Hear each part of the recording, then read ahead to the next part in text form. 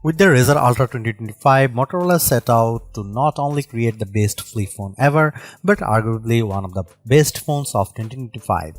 The Snapdragon 8 Elite and 16GB of RAM provide stellar performance, and improvements to the camera, battery, and charging really take it to the another level. Moto AI could use a little tweaking, but it offers a fairly comprehensive suite of features in addition to Google AI or Gemini capabilities. That said, with all this power comes a high price tag, which may understandably turn some consumers away.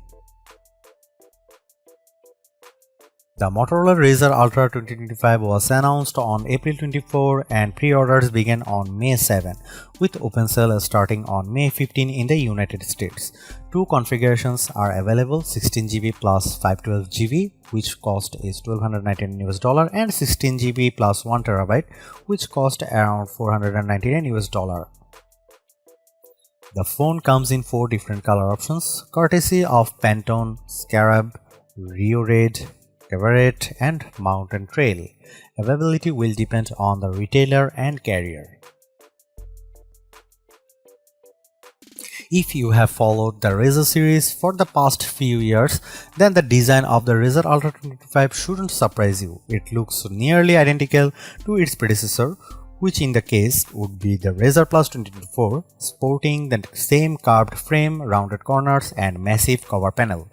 The difference lies in the slightly larger display size, the new materials on the back, and the IP48 water and dust resistance for improved durability. The Razr Ultra 2025 color options are quite interesting this year, as Motorola continues to move away from muted shades. I have the Rio Red color on my unit, which incorporates Motorola's now standard vegan leather and is admittedly the least interesting of the Razr Ultra 2025 colors. I previously spent some time with the soft Alcantara and sturdy wood finishes during my hands-on, and I must say Motorola has given users quite the selection of sensory goodies to choose from. I also like that Motorola switched from a glossy frame to brushed metal, as it gives the overall design a rustic sheen. Opening the phone feels great thanks to the new titanium reinforced hinge. It's stronger and makes it easier to open the Razr Ultra with one hand. It almost springs open with a satisfying click, which sounds about as good as it does when closing the phone. When the phone is open, you are greeted with a 7-inch OLED display that looks much punchier than previous models. This is likely a result of the Pantone collaboration, which aims to provide authentic and vivid images. The sharper Super HD resolution also makes content look crisp, while the variable 165Hz refresh rate helps make UI elements move with a sleek, buttery smoothness. Motorola offers 3 display presets for controlling color display: natural, radiant, and vivid.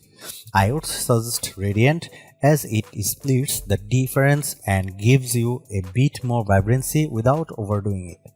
There are also a few settings for eye protection, including flicker prevention for users with PWM sensitivity, which is nice to see as Motorola continues improving the overall quality of its displays. The Razr Ultra 2025 is powered by the Snapdragon 8 Elite, making it the first flip phone to feature this chipset. Coupled with 16GB of RAM, it theoretically surpasses other flagships, at least on paper. It may seem like overkill, and it probably is, but the result is the kind of performance you'd expect from a top-tier flagship phone, as I experienced no lag or hiccups in my use. Unfortunately, the Geekbench 6 scores don't really reflect this. It scores lower than the last year's Z Flip 6 and Razr Plus 24 in single-core tests, although it performs significantly better in multi-core tests.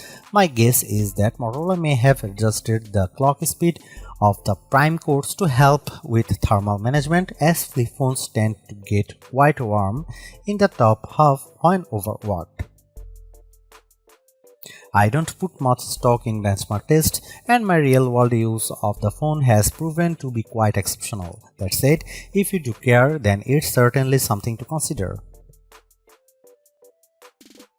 The rather large 4700 mAh battery should help offset the more powerful chipset and high-resolution display. So far, I have no complaints about battery life and the phone can easily get me through the day, although I haven't managed to get much more than that will usually have to top up while I sleep. Fortunately, power users will appreciate the 68-watt charging, which fully charges the phone in approximately 40 minutes. Although I haven't been able to test out the top 30-watt wireless charging speed as all of my chargers top out at 15 watt, it is good to see a company in the US moving the needle on charging speeds aside from OnePlus. The Razr Ultra 2025 runs Android 15 and will receive 3 OS upgrades and 4 years of security updates, which notably falls behind other flagship competitors. The latest version of Hello UX isn't significantly different from Motorola's Android 14 software, although it incorporates several Motorola or Razr specific features throughout. Motorola has packed as much as AI possible into its Moto AI software, which after some feedback from early testers feels significantly better than last year's beta, with more easily accessible features that can be found in the dedicated Moto AI app. For example, notification summaries are available with the click of a button and are now actionable, and thanks to Perplexity integration, Moto AI will pull up contextual actions based on whatever on your screen when you trigger it, similar in a way to Gemini. Image Studio and Playlist Studio are fun ways to utilize AI to generate images and context-based music playlists, although the latter is currently limited to Amazon Music, which I imagine won't be of much benefit to many people. The Razr still features Gemini and some Google AI features to complement Moto AI, and unlike Galaxy AI, Moto AI isn't injected into every aspect of the OS, which some may find refreshing. That said, there are several ways to trigger it, including the new dedicated AI button and double tapping the back of the phone. One of the coolest features is Look and Talk, which triggers Moto AI by simply looking at the Razr while in tent or stand mode. You can immediately start talking to it and ask follow-up questions, although you'll have to wait until it's done speaking or press the mic icon to interrupt it. It's not as seamless as Gemini Live, which allows you to interrupt and mid-sentence, and I hope Motorola will enable this feature in future updates. Aside from Look and Talk, triggering Moto AI regularly doesn't immediately let you talk to it, which feels like a missed opportunity. You have to tap the mic icon, which adds an unnecessary extra step to the process. Moto AI also isn't as fast as Gemini when answering questions, which can be a little frustrating in an age when consumers expect immediate information. The AI key is also a missed opportunity as it feels severely limited when compared to other implementations of AI buttons. Hopefully, Motorola will allow more customization here because it could become a very useful hardware feature. Overall, I think Motorola's overall AI execution could use some work, while we can explore topics further with the Perplexity integration.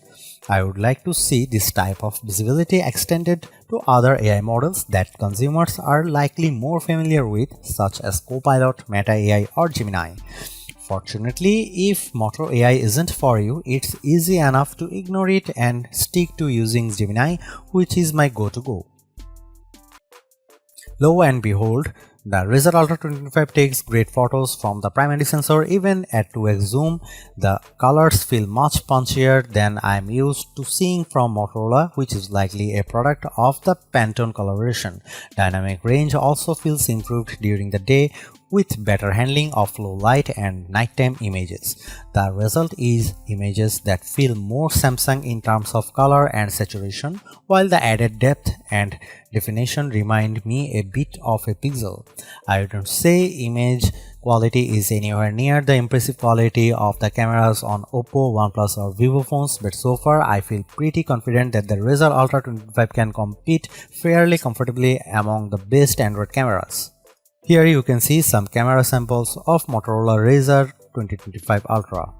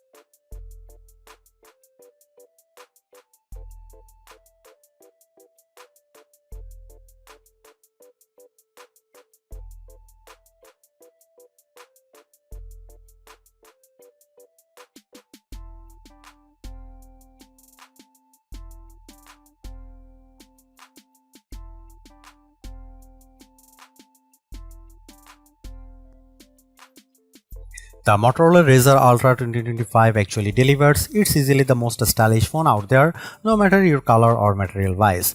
It's also finally caught up to the big players with zippy performance, stellar battery life, and cameras that are no longer just an afterthought. That astonishing cover display seals the deal, making this phone more than the sum of its undeniably snazzy parts.